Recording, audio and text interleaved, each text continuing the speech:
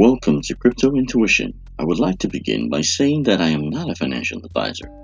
Anything I say should not be mistaken for financial advice. This is for entertainment purposes only.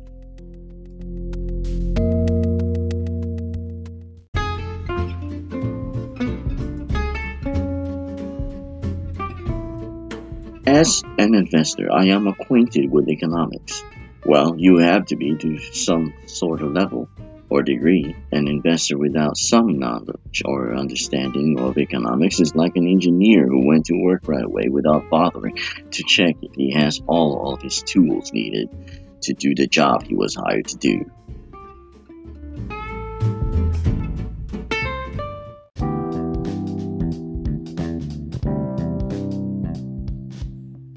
Tether is a stablecoin, meaning it is pegged to the US dollar, usually maintaining its value of $1. In the past, the downward shift of it had scared investors.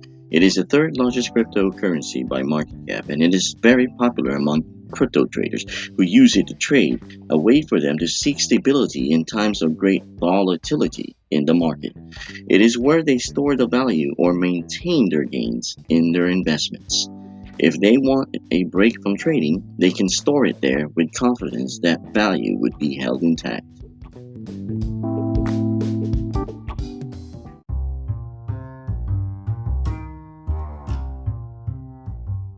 If you haven't heard about Anchor, it's the easiest way to make a podcast. Let me explain. It's free. There are creation tools that allow you to record and edit your podcast right from your phone or computer.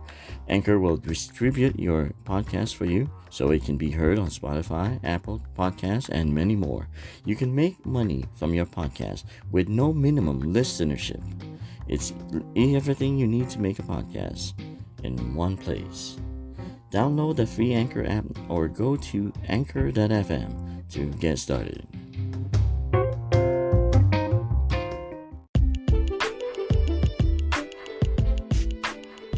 The dilemma is when Tether revealed only 2.9% of their holdings were in cash. It immediately made some economists' hearts palpitate. And get this, the majority of their holdings are in unsecured debt or commercial paper. This is equivalent to you lending your friend $100, hoping your friendship will be enough for you to believe he or she will pay you back with an equal amount or slightly more in the short term. With $60 billion of deposits, Tether has more cash than some banks in the US, placing them in the top 10 in the world in terms of commercial paper holdings.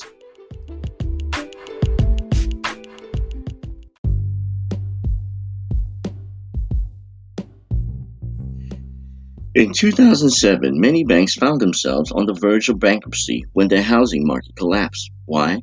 People suddenly couldn't pay their loans, many of which were toxic loans. There were many fancy names for it. There were so many I couldn't remember them. In short, Tether could find themselves in a situation equivalent to a bank in 2007. In the advent of large withdrawals in Tether, it would be unclear if they could liquidate their assets fast enough to move money around to save itself. Many of the deposits are tied up in unsecured commercial paper. If borrowers don't pay and there are not enough deposits in their ecosystems, things could go south. The larger Tether gets, the harder it would be to maintain it, with so much more assets to manage. Remember the lending titans of Bear Stearns, the Lehman Brothers? The more money they made, their assets got bigger, thus making it unmanageable. Sometimes bigger isn't better.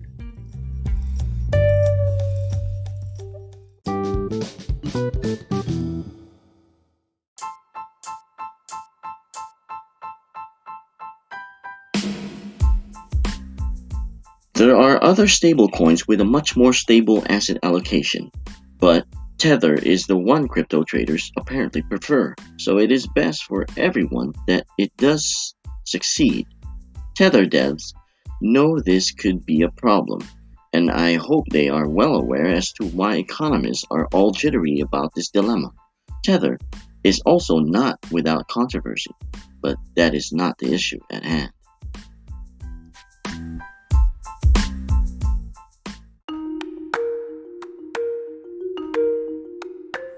I would like to take this moment to thank my listeners around the world. Crypto is the future, and we are on the threshold of being ahead of the game. If you like my podcast, please visit anchor.fm/cryptointuition/support. Every penny goes towards research and a fund to make this podcast more heard around the world.